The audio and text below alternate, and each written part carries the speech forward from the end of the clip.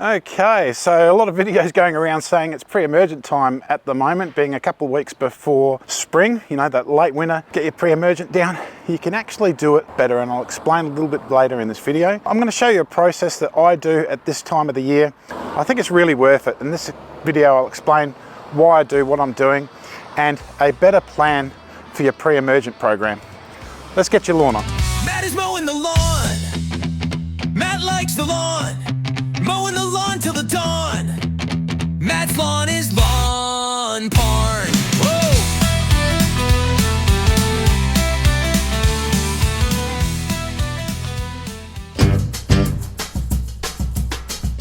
Well, 2 weeks to go till spring, and I'm getting some fantastic leaf growth in winter and great colours as well. And while today is a bit gloomy, it has been a sunny, quite a warm week, so that's really helped as well.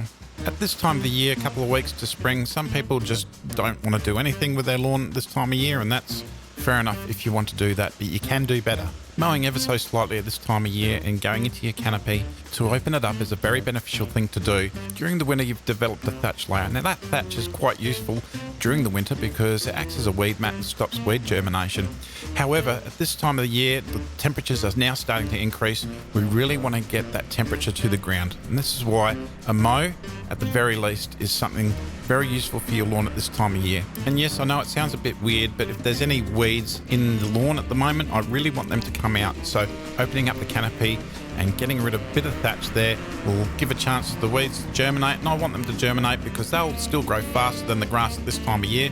When they pop out, I can get rid of them. This mow turned out alright, not bad lines for a 13mm mow at this time of the year, and don't stress about the slightest little bit of brown that comes through. That's just some areas of excess thatch build up.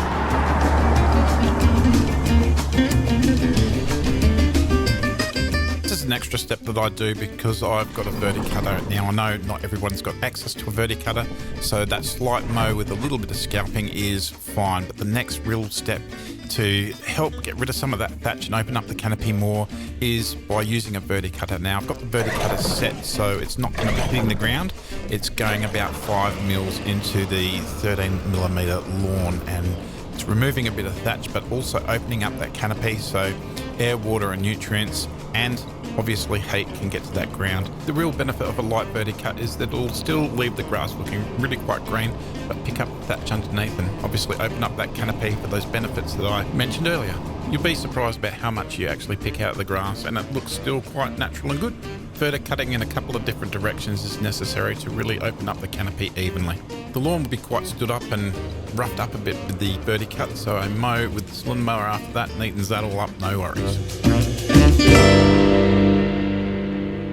I think the real trade-off is that it does look a little bit scrappy. You know, that's probably an argument for the people that, you know, want it looking as good as possible up until they do the reno. Getting the benefits of getting that extra heat to the soil to activate the lawn sooner is a great benefit, and I'm prepared to have it look scrappy for a little while. It's one of the best winter seasons I've had with my winter lawn because it's just looked so green right throughout the winter, and, you know, spring's a couple of weeks away. So I'm really excited. Look, before I go into the next part of my process, I put a lot of work into these videos, so if you're enjoying the content and you're getting some value out of it, be sure to like and subscribe. It helps me grow and it gets me out to more people that are interested in lawns and lawn care. Thank you very much.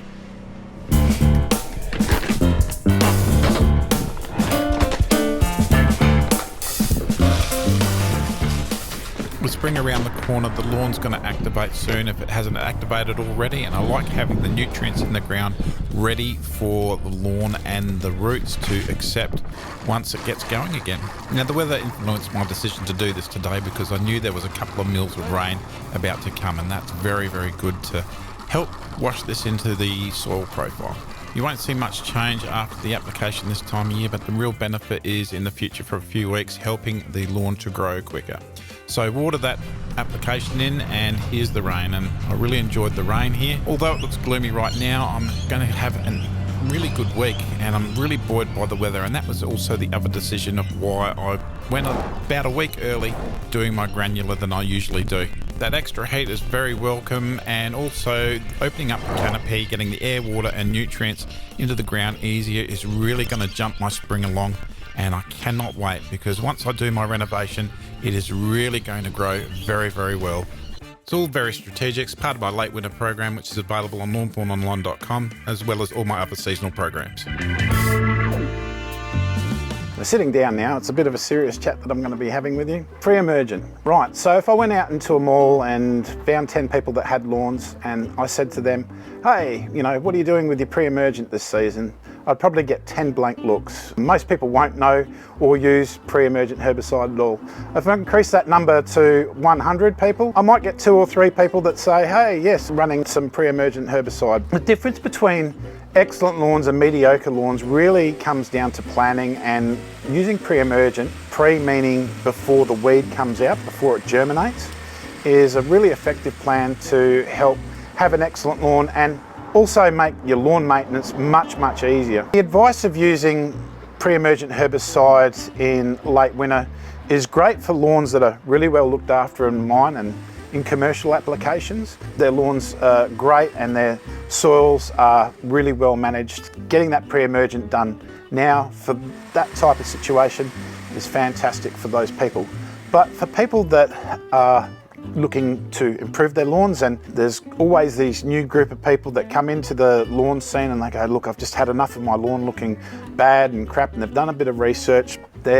Usually their ground is as hard as hell and they haven't done a renovation in many, many years or at all. The soil compaction is at its worst in winter. That compaction, that soil might not be accepting water. Pre-emergent needs to be washed down into the soil profiles. So another thing as well is that thatch is usually at its highest level this time of the year. Thatch at late winter is usually at its thickest level, and especially if the lawn hasn't been managed or looked after for quite some time, it could be really, really thick. So the thick thatch will not let the product go through to the soil in the first place.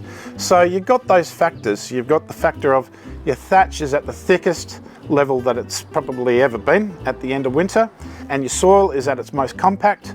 If it hasn't been looked after for quite some time, I would say that that pre-emergent isn't going to get into the soil profile. Pre-emergent needs to get into that first sort of like level of the profile. It sort of creates a barrier. The weeds that we're protecting for pre-emergent herbicide in spring and summer is stuff like summer grass and crabgrass. Now usually that won't start germinating till around about mid to late October. If you put down your pre-emergent now, even if it accepts it, when you do your renovation and you're pulling out cores and you're putting down new top dress, you're weakening the barrier, so you're weakening the effect of it. The real smart move to do is to do your pre-emergent after you renovate. That way all the product's going to be in there and it's targeted closer to when the weeds actually germinate, so it'll be nice and strong within the profile.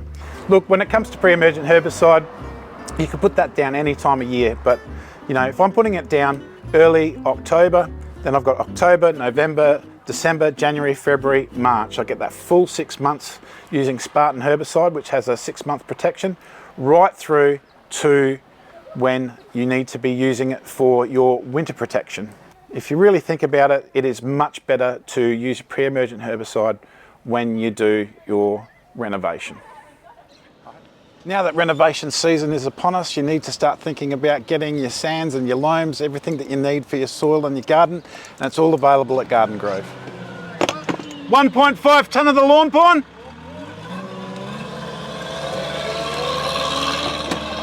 I work closely with Garden Grove developing this product.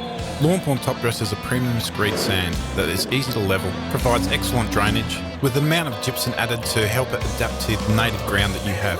No impurities, no rocks, no bits and no cheap surprises. This product is completely premium and is growing year by year, so get onto it if you're in the area.